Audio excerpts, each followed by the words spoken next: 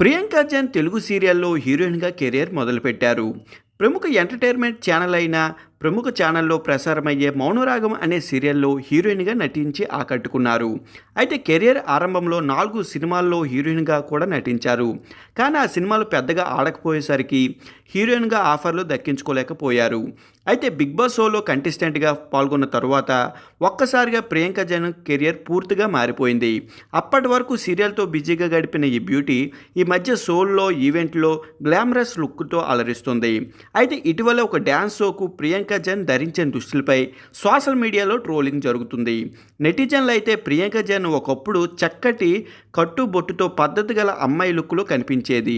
కానీ ఉన్నట్టుండి ఇలా కనిపించేసరికి బుల్దర్ ఫ్యాన్స్ జీర్ణించుకోలేకపోతున్నారు.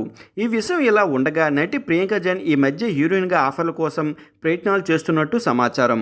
ఇందులో భాగంగా ఫోటోషూట్లు చేస్తూ గ్లామరస్ పాత్రలు చేసేందుకు కూడా రెడీ అన్నట్టు దర్శక నిర్మాతలకు సిగ్నల్ పంపుతున్నట్టు తెలుస్తుంది. అయితే ప్రస్తుతం ప్రియాంక జైన్ సోషల్ మీడియాలో కూడా బాగానే ఫాలోవర్స్ ఉన్నారు. దీంతో పలు సంస్థల ప్రోడక్ట్లు ప్రమోట్ చేస్తూ బాగానే సంపాదించుకుంటున్నారు.